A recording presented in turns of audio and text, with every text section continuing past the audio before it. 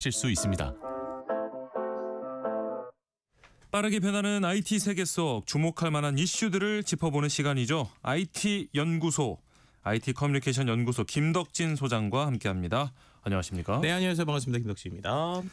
자, 엔비디아가 우리 정부와 기업에 우선 공급하기로 한 GPU가 26만 장이다. 소식 어제도 전해드렸는데 정작 이 GPU가 정확히 어떤 역할을 하는 건지를 잘 모르겠어요. 오늘은 GPU가 도대체 뭔지 좀 자세히 알아볼 텐데 우선 GPU의 뜻부터 알아야겠죠? 네, GPU 약자 혹시 뭔지 아세요? 그래픽. 네. 다음을 알려주시죠. 뭡니까? 프로세싱 유닛. 그러니까 그래픽 처리 장치예요. 네. 그러니까 우리가 CPU는 많이 들어보시죠? CPU. 그렇죠. 네, 컴퓨팅에서 계산하는 처리 장치인데 네. 그래픽 GPU 하면 좀 많이 안 들어보셔서 어색하실 수 있는데 네. 게임 좋아하시는 분들이라면 다 아는 그렇죠. 단어입니다. 그렇죠. 우리가 보통 그래픽 카드 네. 라는 거 많이 들어보셨잖아요. 예. 실은 이 GPU의 원본을 찾아보면 이 그래픽 카드에서부터 시작이 돼요. 그래서 원래는 이제 컴퓨터 안에 들어가는 게임 할 때 네. 아마도 이제 혹시나 자녀분들 있으신 부모님들이라면 그런 얘기 들어봤을 거예요. 우리 컴퓨터가 이번에 뭐 게임이 새로 나왔는데 네. 사양이 딸려서 그렇죠, 컴퓨터를 바꾸긴 좀 그렇고 그래픽 카드 갈아야 될 것 같아요. 아하. 이런 얘기 많이 하셨을 겁니다. 네. 그래서 원래 이 GPU의 원본은 그런 게임 같은 거 할 때 또 컴퓨터 안에서 화면을 빨리 보여주기 위해서 별도로 처리하는 그래픽 카드 장치에서부터 시작된 거고요. 네. 그 그래픽 카드 장치의 능력을 극대화해서 연산, 계산하는 거에 최적화돼서 나온 칩이 아하. GPU다. 그래서 어떻게 보면은 처음에 이 그래픽 카드라고 하는 게임에서부터 좀 시작된 거다. 이렇게 좀 먼저 설명드리면 좋을 것 같네요. 뭐 그러니까 우리가 사용하는 컴퓨터 안에 다 이렇게 들어있는 게임용 그래픽 칩에서 지금 GPU가 시작이 된 거라고요? 네, 맞습니다. 이제 정확하게 말하면 GPU라는 단어 자체를 네. 엔비디아의 젠슨 왕이 이제 처음부터 창조를 한 거예요. 그래서 네. 보통 이제 우리가 GPU만으로 AI가 다 되냐 이건 아니고요. 공식적으로는 이제 AI 가속기라고 부르는 게 맞습니다. 예. AI를 계산하는 것들을 가속기라고 하는데 네. 거기에서 GPU도 있고 또 구글에서 만든 TPU도 있고 여러 가지가 있거든요. 그런데 이제 그 중에서 GPU가 거의 압도적인 점유율을 차지하고 있어요. 예. 그런데 이게 말씀드린 젠슨 왕이 이제 게임 시절부터 만들었던 그래픽 카드에서부터 출발한 건데 네. 왜 계속 이 게임 얘기를 강조하느냐?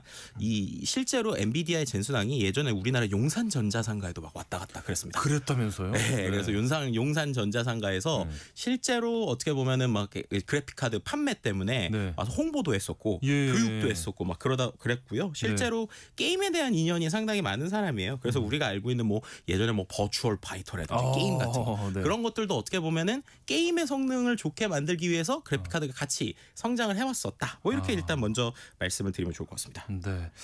그런데 보통 이 컴퓨터에서 이제 계산을 하는 그런 별도의 칩이 있다고 알고 있는데 네.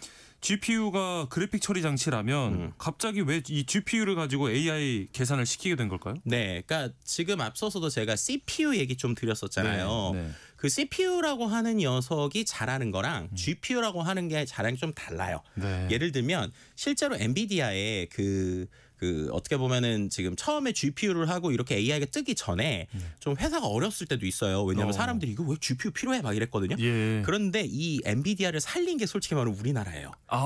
왜냐하면 우리나라 PC방 문화. 그렇죠. 스타크래프트 게임 나올 때 그때 이 GPU 그래픽 카드가 엄청나게 많이 팔렸거든요. 그래서 이제 그 인연 때문에 계속 이제 한국에 대해서 좀 러브콜을 보내고 이제 네. 그런 얘기를 하는 건데 그럼 네. 이제 게임에서 GPU가 뭐라는 걸 생각을 해보면 CPU랑의 차이를 알 수 있습니다. 네. CPU는요 기본적으로 여러 가지 연산을 하는데 되게 똑똑하고 꼼꼼하게 해요. 그러니까 하나씩 예를 들면 그 우리가 그림을 그린다라고 비유를 하면 이 CPU가 잘하는 건 이 어떻게 보면 페인트를 네. 대포를 통해서 쏜다고 하면 하나하나 꼼꼼하게 탕탕탕탕 꽉 채우는 걸 잘해요. 네. 근데 GPU는 아까 말씀 게임하는 거랬잖아요. 예, 예. 그럼 한번 생각을 해보세요. 게임을 할 때 제가 공격을 하려고 주먹 버튼을 눌렀어요. 네. 그러면 이 주먹 버튼을 누른 게 누르자마자 바로 작동하는 게 중요할까요? 아니면은 그걸 정확하게 하기 위해서 그래픽을 막 처리하느라 2초 늦게 눌러지는 게 중요할까요? 빨리 바로바로 반응해야죠. 그렇죠. 네. 그게 GPU의 특징이에요. 뭐냐면 완벽하게 꼼꼼하게 채우는 쪽보다는 네. 하나의 일을 무식하게 빨리 잘합니다. 그래서 이 GPU를 뭐에 비유하냐면 GPU는 뭔가 꼼꼼하게 하나하나 쏘는 게 아니라 대포를 한 번에 빵 쏘듯이 페인트를 팍 쏘는 걸 잘하는 거예요. 네. 그래서 이런 특징을 갖고 있다 보니까 GPU는 단순한 연산을 빠르게 하는 걸 잘하는 특징을 갖고 있습니다. 아하. 자, 그런데 이제 AI를 보니까 네. AI를 하려고 하는 것들이 연산, 계산을 많이 해야 되거든요. 네. 근데 계산을 예를 들면 챗GPT 같은 거 생각해 보세요. 네. 질문을 하면 답변이 빨리 나와야 되잖아요. 그렇죠. 그렇죠. 그러면은 꼼꼼하게 하는 것보다는 뭔가 빠르게 툭 나와야 되는 거잖아요. 아. 그럼 그런 걸 뭐가 잘할까라고 이제 AI 연구자들이 연구를 하다가 네. 야, CPU는 똑똑하긴 한데 꼼꼼하게 하는 게 좀 느리고 네. 상대적으로 가격이 비싸고 아하. 열이 나라는 게 있었어요. 근데 GPU는 상대적으로 가격이 좀 쌌습니다. 그때는. 네. 네. 그래서 그거를 가지고 해서 빨리 하면 되겠나라고 하나를 생각해요. 근데 거기서 또 GPU의 특징이 하나 있는데 네. 예전에 혹시 그래픽카드 보신 분들은 알겠지만 예전에 어떤 일이 있었냐면 컴퓨터 그래픽카드의 칩 성능보다 게임 성능이 엄청 좋아지는 거예요. 아, 네. 그러니까 게임 그래픽이 너무 좋아지는데 GPU 한 대로 이제 그래픽카드 처리가 안 되는 거죠. 예. 그때 엔비디아에서 무슨 생각을 했냐면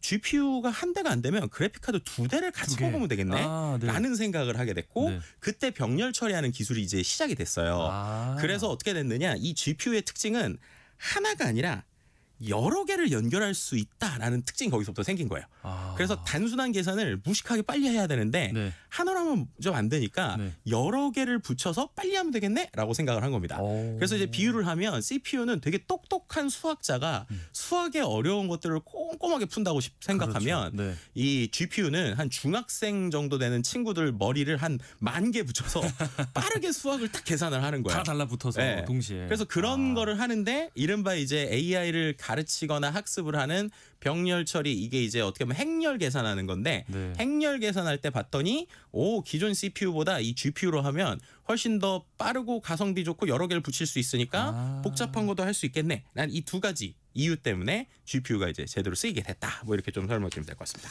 말씀 듣고 보니까 이 GPU가 급성장하게 되고 많이 이렇게 얘기가 들렸던 게 AI 이전에 또 있었던 것 같은데요.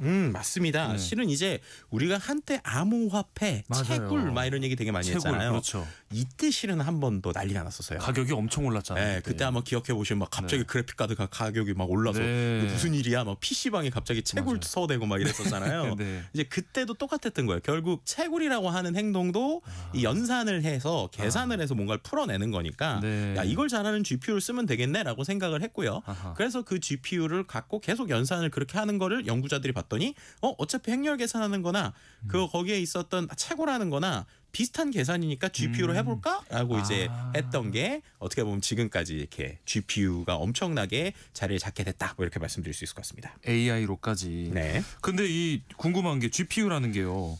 엔비디아에서만 그러면 만들 수 있는 기술인 건가요? 생각해보면 예전에 그 게임용 그래픽 카드 만들던 다른 회사도 있었던 것 같은데. 네, 맞습니다. 이제 아마도 90년대 게임 좀 해보신 분들이나 2000년 초반에 게임 해보신 분들은 보통 이제 이 그래픽 카드 회사가 크게 두 개가 있었어요. 네, 하나는 네. 이제 말씀드린 엔비디아나 ATI라는 회사가 있었습니다. 네. 그래서 이제 ATI라는 회사 라데온이라는 그래픽 카드, 그렇죠. 네, 그리고 네. 이제 엔비디아 뭐 이렇게 나뉘었었는데 네. 최근에는 이 ATI라는 회사가 이제 그 우리가 알고 AMD에 인수가 됐어요. 그래서 AMD에도 실은 이러한 그 아까 말씀드린 GPU라는 용어 자체는 이제 그 젠슨왕이 만들어서 보통 우리가 이른바 GPU는 엔비디아에서 하는 걸 보통 통칭하고요. 네. 근데 같은 기능을 하는 AI 추론기로는 네. AMD도 있고 그리고 최근에는 이제 구글에서 만든 TPU도 있습니다. 네. 그런데 지금 왜 이 엔비디아가 급성장하는가에는 이 두 가지 핵심 기술이 실은 있어요. 이 GPU 말고도. 예. 그 중에 하나가 NVLink라는 기술이고 네. 또 하나는 쿠다라고 불리는 라이브러리 쿠다. 기술입니다. 네. 조금 어렵죠. 예. 처음 들어보는데요. 네. 일단 NVLink라는 거는 어떤 네. 건가요? NVLink는 앞서서 제가 GPU를 네. 하나가 아니라 여러 개를 붙여서 쓸 수 있다고 그랬잖아요. 예. 근데 요즘에는 AI 계산이 너무 복잡하고 방대하니까 그 미국에 있는 막 데이터 센터 같은 거 보셨죠? 네네네. 정말로 뭐 엄청난 규모의 센터들이 그렇죠. 있잖아요. 네. 그런데 거기에 있는 게 각자 동작을 하는 게 아니라 하나를 할 때 그 서버 수백 개 수천 개를 한 번에 돌려야 될 때들이 있어요. 네.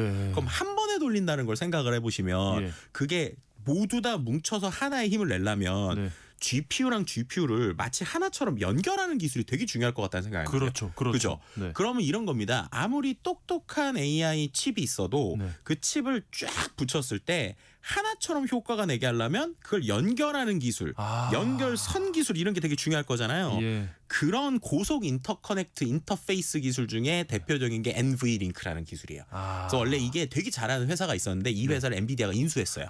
네, 그래가지고 인피니트 밴드나 여러 가지 기술들이 있으니까 네. 쉽게 말하면 이 GPU와 GPU를 수천 개를 연결해도 하나처럼 쓸 수 있게 하는 이 기술의 노하우 이런 것들을 엔비디아가 또 갖고 있다 보니까 네. 이 칩만으로 안 되는 덩어리를 하나처럼 쓰게 하는 이쪽의 노하우를 지금 어떻게 보면 가지고 있는 것 중에 하나라고 보시면 될 것 같습니다.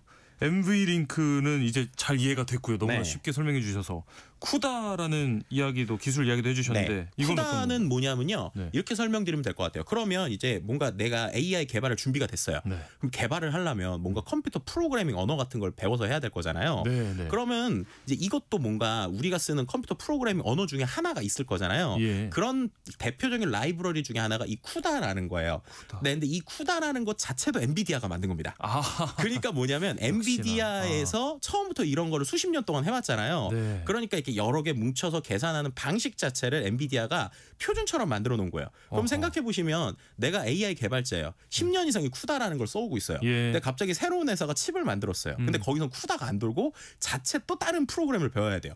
그러면 좀 꺼려지게 되죠. 그렇죠. 그럼 네. 이제 어떻게 보면 대표님들은 이게 좀 더 싸면 이거 쓰자 이러는데 개발자들은 아니 지금 나 불러주는 데가 이렇게 많고 내가 예. 10년 이상 노하우를 가지고 있는데 저기로 굳이 왜 가요? 라고 할 수 있잖아요. 그렇죠. 그게 또 하나의 장벽이 되고 있어요. 아하. 그래서 이 쿠다라는 기술 자체를 엔비디아에서 만든 GPU에서만 쓰고 그게 전 세계 엔지니어들이 거의 표준으로 쓰니까 아하. 다른 데들이 뭔가 칩을 만들어도 그럼 칩 만드는 걸로 되는 게 아니라 그걸 또 교육을 해야 되고 네. 그리고 거기에 있는 또 병렬 칩을 막 하는 노하우들이 있어야 되잖아요. 그렇죠. 그런 이유들 때문에 어떻게 보면 단순히 이 칩만 만드는 거면 그냥 엔비디아 뭐 따라갈 수 있어라고 할 수 있는데 네. 그 노하우와 이 방법이 같이 성장을 하니까 아하. 격차가 이제 생각보다 좁혀지지 않는 이런 이유들이 있다 이렇게 좀 말씀을 드리면 좋을 것 같습니다. 이야, 엔비디아가 이 GPU가 사실상 시장을 독점하고 있는 게 여러 가지 이유가 있었네요. 네.